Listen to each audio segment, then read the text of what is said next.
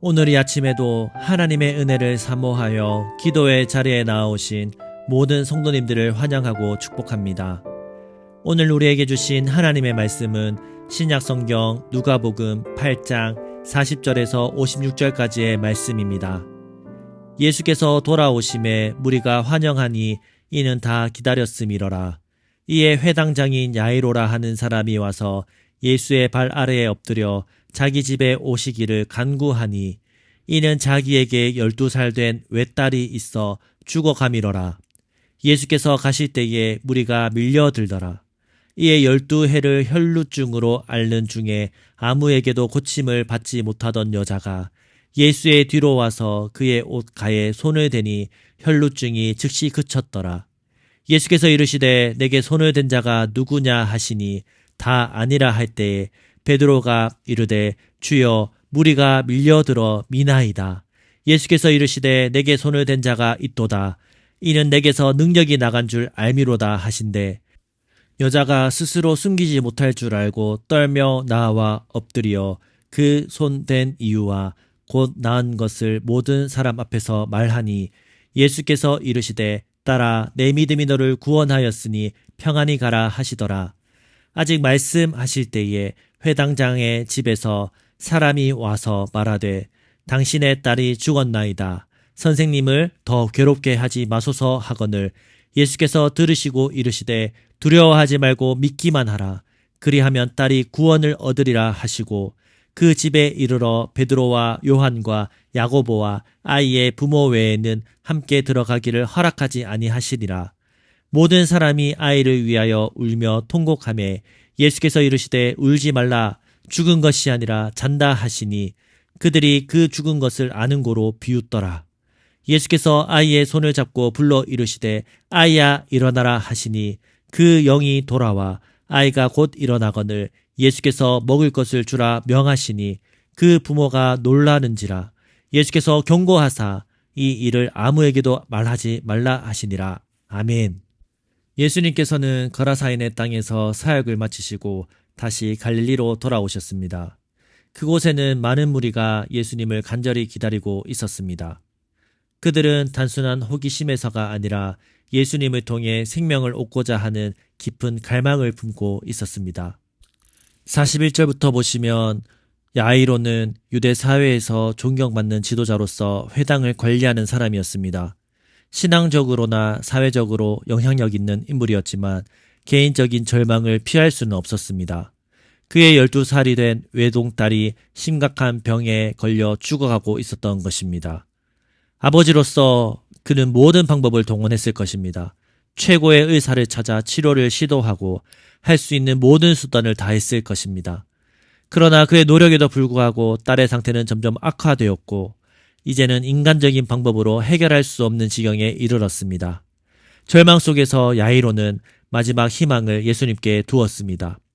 지도자로서의 체면도 내려놓고 오직 딸을 살리기 위해 예수님 앞에 나아가 엎드렸습니다. 모든 자존심을 버리고 간절히 간청했습니다. 예수님, 제 딸을 살려 주십시오. 야이로의 행동은 우리가 절망적인 상황을 만날 때 취해야 할 태도를 보여줍니다. 인생의 문제 앞에서 인간적인 방법의 한계에 부딪힐 때 우리는 어디로 가야 합니까? 답은 분명한 것이죠. 야이로처럼 예수님께 나아가 엎드리고 간절히 구해야 합니다. 한편 또 다른 깊은 절망 속에 있던 여인이 있었습니다. 그녀는 12년 동안 혈루증을 앓으며 극심한 육체적 고통뿐만 아니라 사회적, 영적 고립 속에서 살아야 했습니다. 유대율법에 따르면 혈루증을 앓는 여인은 부정한 존재로 간주되었습니다. 그녀는 회당에 들어갈 수도 없고 다른 사람들과 접촉할 수도 없었습니다. 사람들은 그녀를 외면했고 그녀는 철저히 소외된 삶을 살아야 했습니다. 그녀는 자신의 병을 고치기 위해 할 수 있는 모든 방법을 시도했습니다. 유명한 의사를 찾아 치료를 받았고 가진 재산을 모두 쏟아 부었습니다. 그러나 아무런 효과가 없었고 오히려 상태는 점점 더 악화되었습니다. 결국 그녀는 모든 것을 잃었고 이제 남은 것은 절망뿐이었습니다.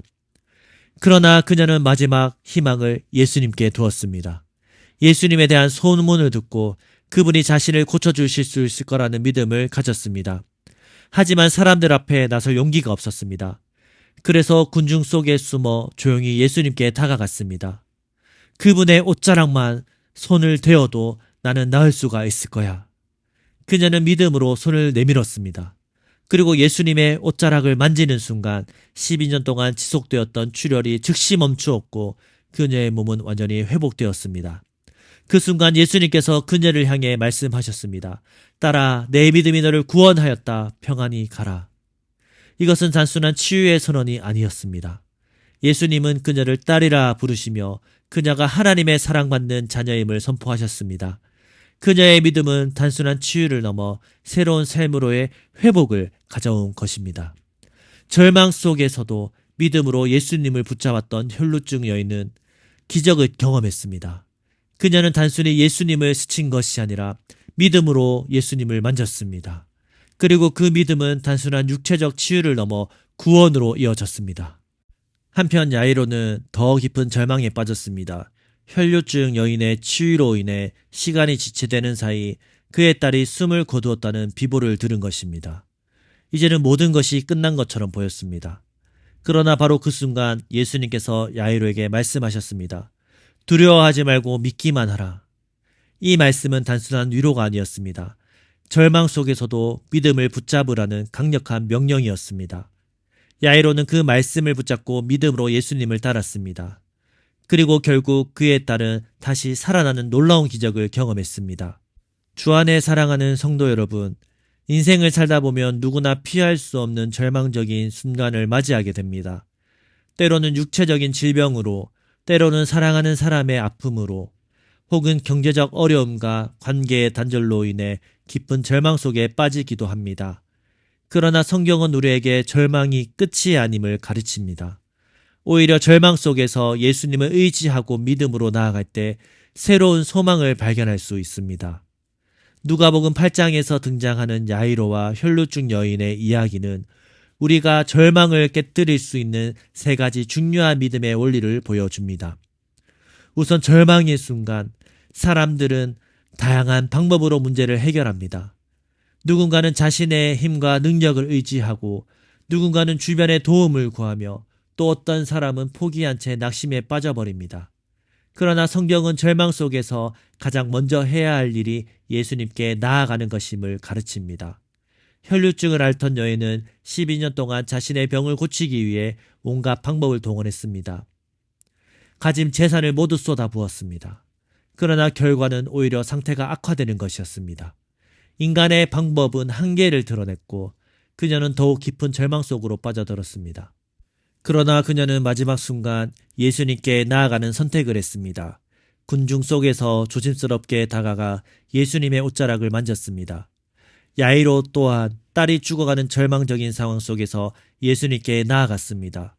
그는 유대 사회에서 존경받는 지도자로서 사람들의 시선을 의식할 수 있었고 다른 방법을 찾으려 했을 수도 있었습니다. 그러나 그는 모든 것을 내려놓고 예수님의 발 앞에 엎드렸습니다. 그들의 공통점은 무엇입니까? 바로 절망 속에서도 주저앉지 않고 예수님께 나아갔다는 것입니다. 우리 역시 삶의 어려움을 만날 때 가장 먼저 해야 할 일은 예수님께 나아가는 것입니다.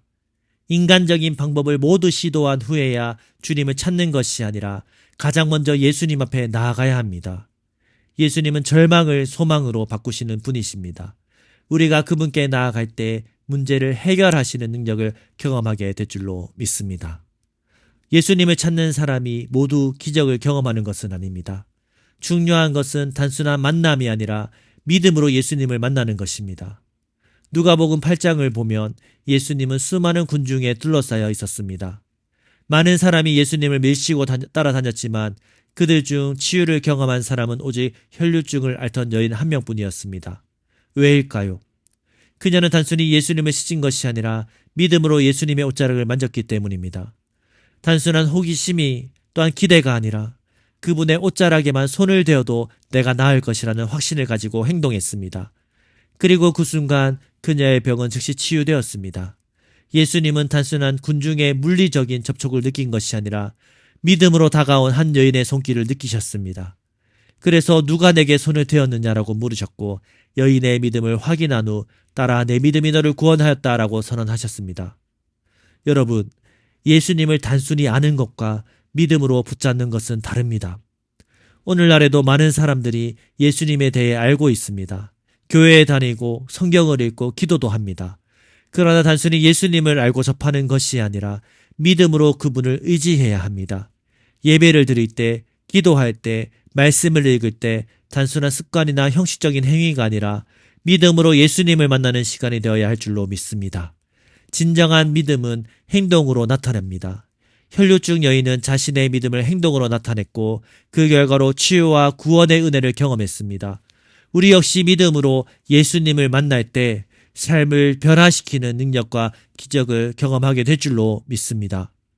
때로는 우리의 기도에 대한 응답이 지연되는 것처럼 느껴질 때가 있습니다.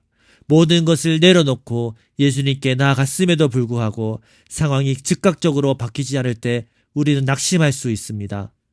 그러나 중요한 것은 예수님의 말씀이 임할 때까지 기다리는 것입니다.